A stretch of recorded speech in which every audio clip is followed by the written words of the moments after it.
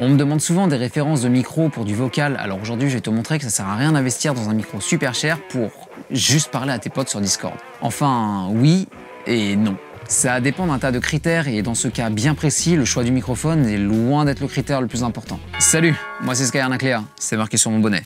Je fais des vidéos sur le son et la musique, alors si ces sujets t'intéressent, abonne-toi à ma chaîne YouTube. Tu peux choisir un micro pour sa coloration, c'est-à-dire la manière dont il va flatter certaines fréquences, par exemple être plus chaleureux dans les basses ou avoir un son plutôt claquant ou brillant, etc. Et ça, j'ai déjà fait une vidéo là-dessus, alors abonne-toi, mets la cloche. Bref, tu peux avoir le meilleur rendu possible avec ton microphone, mais lors du transport des données d'un pair à un autre en passant par un serveur, une grosse partie du signal va être perdue parce que la bande passante va être très restreinte. Et il y a aussi le codec qui rentre en compte. Exemple, avec mon pote Marvin, on a enregistré une conversation sur Discord dans plusieurs conditions. Moi, j'avais un excellent microphone, le Aston Element, et lui, il avait un microphone plutôt basique, le Tonor TC20. Je te les ai déjà présentés sur la chaîne, alors si tu veux les voir, n'hésite pas. On a également fait un speed test chacun de notre côté pour te montrer notre connexion internet à ce moment-là. Dans un premier temps, on a fait ça tous les deux avec notre connexion fibrée, et après on a fait le même test avec nos téléphones pour brider la connexion en 3G, pour avoir un débit pas ouf. Je te laisse écouter les extraits, et après je te donnerai ma conclusion. Salut Marvin. Dis-moi, est-ce que tu pourrais te présenter s'il te plaît? Tu fais quoi dans la vie?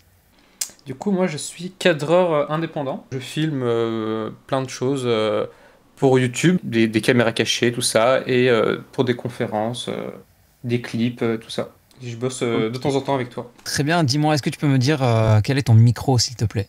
Alors moi j'ai le micro Tonor TC20. D'accord, d'accord. Moi je parle avec un Aston Element et je passe dans des modules d'effets, notamment un égaliseur, un compresseur et dans ma console de mixage. Toi tu passes par quoi? Alors moi je passe par une Scarlett. Alors je peux pas te dire quel modèle. C'est la Focusrite. Ok. La Focusrite rouge.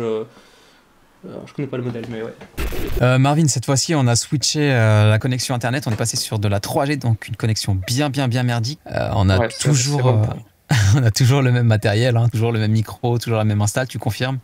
Ouais, c'est vraiment pareil. Donc là, ouais, je suis en partage de connexion depuis mon téléphone et je suis en 3G.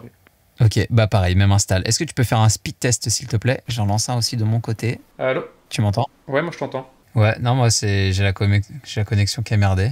Ok, alors ce qu'on peut en déduire, c'est que plus la connexion est merdique, plus on perd de définition dans la retranscription du signal. Mais même avec une connexion de dingue, on constate tout de même une toute petite perte dans les basses et les hautes fréquences. En conclusion, ne va pas dépenser des 1000 et des cents dans un équipement qui ne va pas te servir à pleine capacité. Si tu veux juste faire du vocal sur Discord, ça sert à rien de te ruiner. En revanche, si tu prévois de faire autre chose en parallèle, comme par exemple du stream, de la musique, du podcast, là c'est important de choisir le micro adéquat. Tu en sauras un peu plus en regardant ces vidéos qui s'affichent à l'écran dans 3, 2, 1...